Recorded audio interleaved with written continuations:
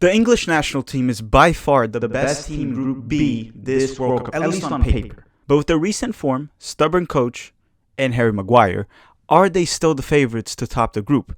Are they World Cup contenders? Were they ever World Cup contenders? Hi, if you're new here, I'm Filippo, and welcome to Tactical Manager TV, and welcome to another Group B preview / analysis, whatever you want to call this video. We're going to do a breakdown of England today and what the United States has to do if they want to have a chance of pulling out a point or maybe a win. So today we will go through the current situation of the English national team, talk about their 2022 struggles, and try to dive into what the US men's national team would have to set up to get a result against England, which when it comes to talent, we cannot match them, but it does not mean they're unbeatable. We have clearly seen that throughout the year of 2022. Now, this will also be the clash between Southgate and Greg Berhalter that are essentially the same person, except for one has an English accent, the other one has an American accent and does silly bounce passes. Yes, he does bounce passes during the game. If you are from the UK or England, whatever you're from, I must warn you, I will be using the S word.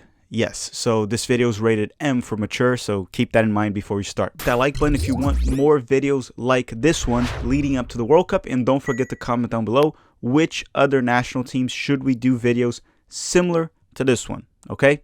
Thank you very much. Let's play the intro and let's start the episode.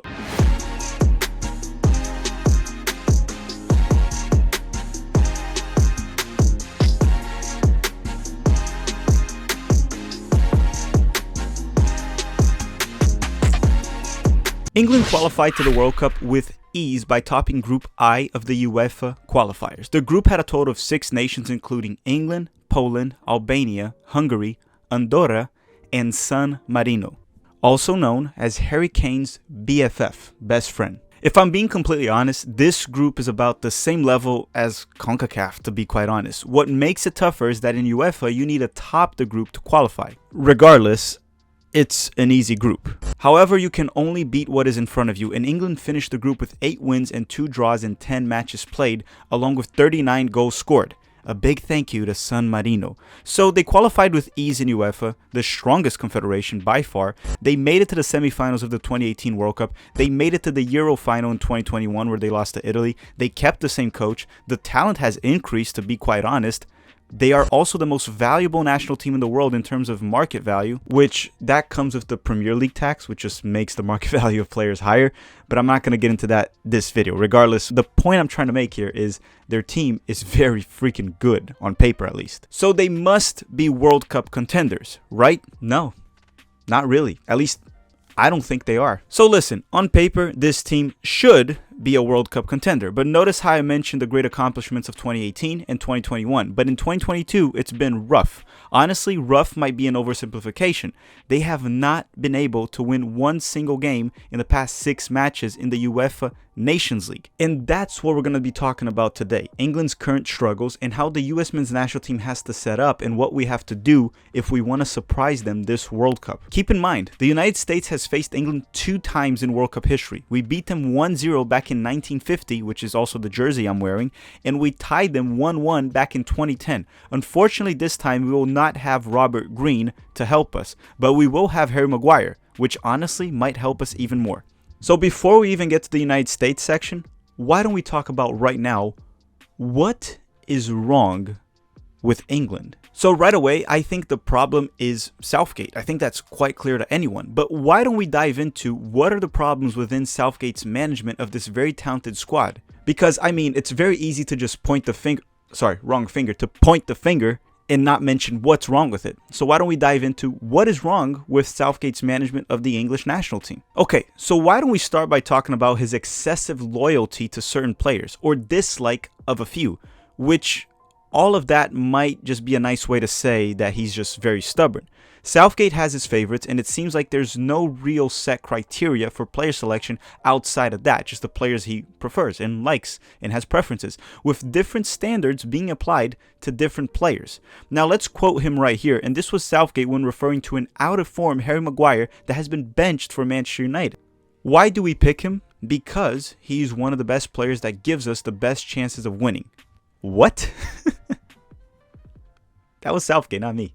This guy is willing to die on this hill. I mean, don't get me wrong, as a US men's national team fan, I love it. And, you know, we'll talk about Harry Maguire very soon and how he can be exploited in Southgate's system. But man, you have Tomori, one of the best center backs in the Serie A, that could easily play in the Premier League. Let go of Maguire's loyalty and play who actually gives you the best odds of winning. But that's just one little problem. Keep in mind, being in form and out of form, which clearly doesn't apply that standard to Harry Maguire, is something that he has used to keep some players from getting minutes, from being out of form. That was the excuse.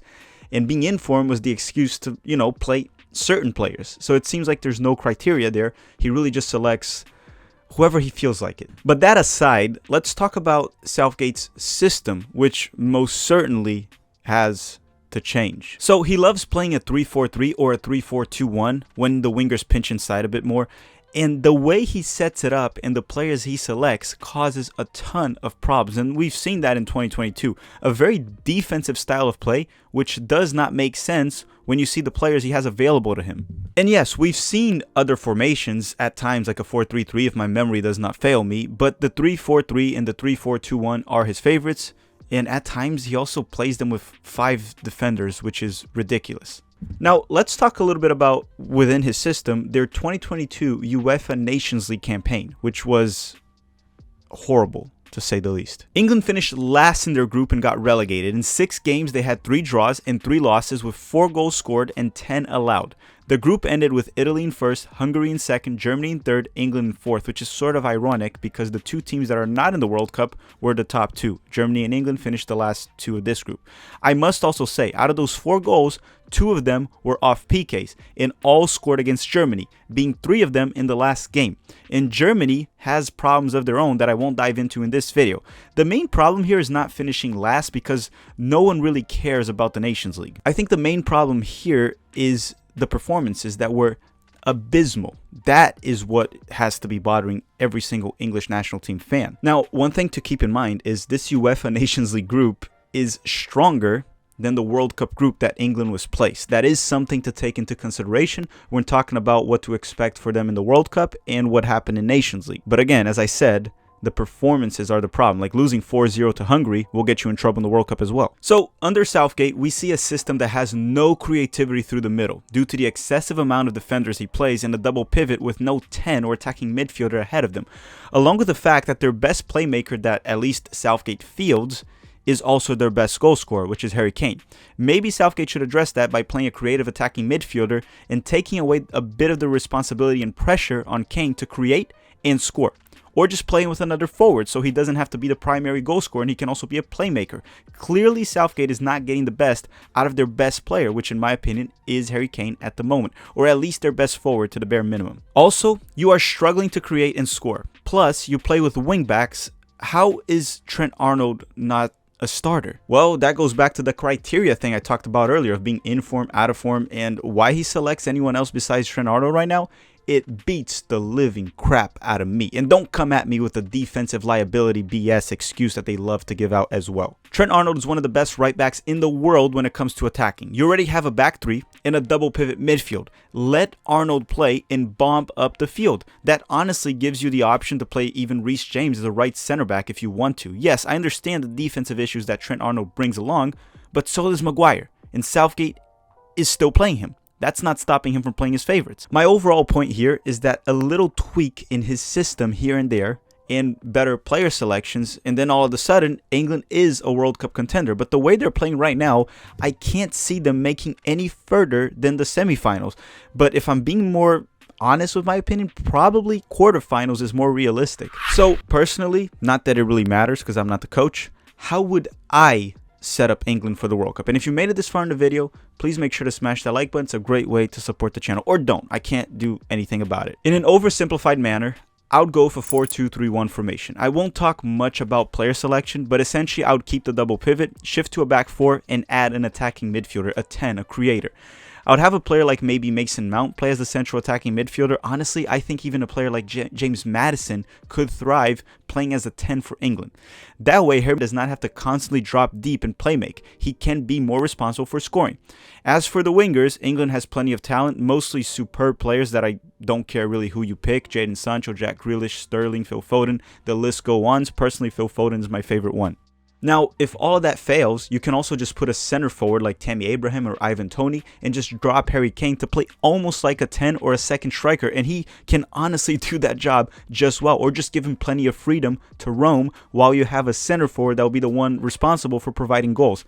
Alleviate Kane from some of the pressure of doing everything for this team's offense, and he will perform better. Oh yeah, and I would start Tomori and Stones as my 2 center backs if they are both healthy. I could make an entire video about how I think England should actually play, but it would be a waste of time. Southgate ain't changing. My overall point here is he has options. He has different options he can try. And look, maybe England just needs new ideas, a new coach. I don't want to question his accomplishment. He did get to a World Cup semifinals. He also did make it to the Euro final, but sometimes it's time to make changes. But not just that. When I talk about him making to the semifinals of the World Cup or to the Euro finals, I do think that there has to be some context added right there. The bracket helped. There's a lot of things that happened that helped him accomplish that, and he still got no trophies.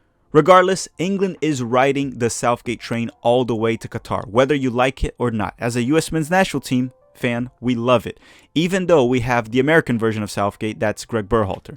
We likely know how England will set up against us, against the United States. So what do we need to do to be successful against the English national team? Well, you can just call it soccer for starters, because that really pisses them off and, just kind of gets their head off the game. But what should we do in our setup, tactics, and player selection to be successful against England? Okay, so for the United States, I'm not going to go through tactical formation variations because we know Greg Berhalter is going to set up a 4-3-3 in this World Cup regardless. That's how he plays. That's how we're going to go. So within that 4-3-3, what should we do to defeat England or to at least pull a draw? In my opinion, we should play a mid-block, not a low block. I don't want us to sit very deep and invite England to attack us. And definitely don't play a high line against them. And most importantly, play in transition. England does not transition well from one phase of play to the other. It is true. Also, Greg Berhalter loves our fullbacks to push high up the field on the build-out or in general when we're in possession. I would only have one do that at a time. That way, you'll never be exposed on both sides of the field. And don't play Aaron Long. He's essentially the American Harry Maguire of this World Cup. But going back, that is essentially how Hungary beat them twice, a mid-block and in transition. Even the Hungary game they beat England 4-0, England still had possession for 69% of the time. Nice. So honestly, you can just let them have the ball, and that's probably what's going to happen when they face the United States. When we lose possession on our final third, gegenpress the living heck out of England. Even foul them if you have to. Now, I'm not sure who will be their double pivot midfielders. I'm assuming it's going to be Rice and Bellingham.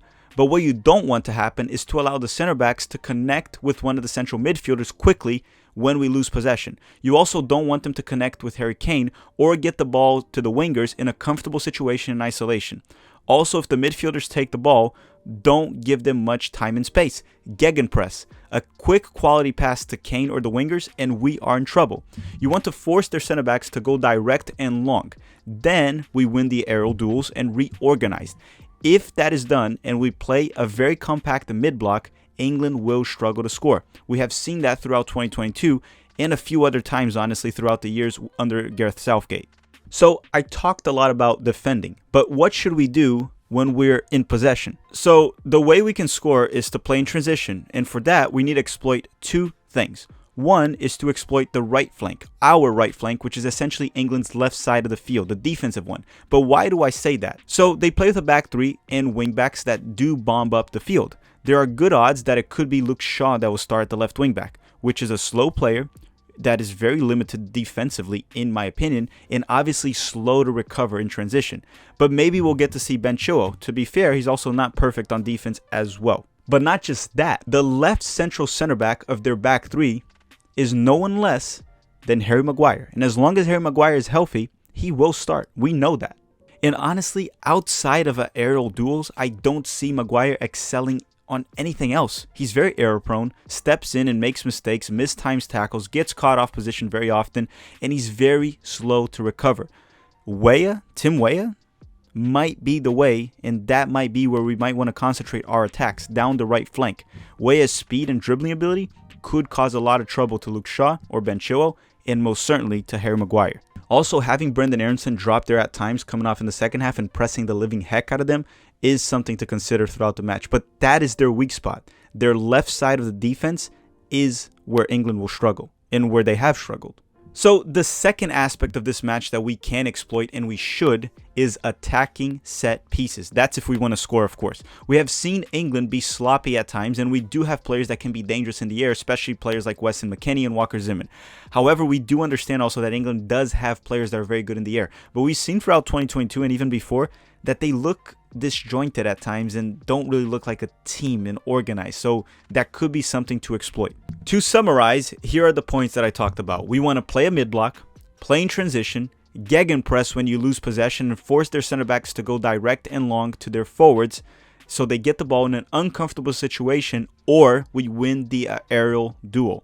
Attack them through our right flank. And also, I want to add that when Harry Kane drops into the midfield, our center backs should not track him. Have our CDM, our central defensive midfielder, do that, which would be essentially Tyler Adams. As long as he's healthy, he will be our starting six. Personally, I think a draw with England would be an absolutely fantastic result for the United States. If we pull a draw and we can win one game against Iran or Wales, we are likely going to get out of our group. If we pull a draw with England and defeat Iran and tie Wales, or defeat Wales and tie Iran, we are 100% through our group. So a draw with England would be a great result. And with their current form, current coach, it is very possible, despite Greg Berhalter also sabotaging the US national team, but I won't dive into that in this video. Alright everyone, thank you very much for watching. Don't forget to drop the like before you go. Thank you BetOnline for sponsoring this video, and also drop your score predictions. What do you think will be the score of United States and England? I know it's too early. I know it is too early, and we don't even know the starting 11s. We don't even know the rosters, but I'm just going to say it's going to end in a 1-1 draw. Now let me know your thoughts in the comment section down below. Thank you very much for watching. It's called soccer, and have a great day.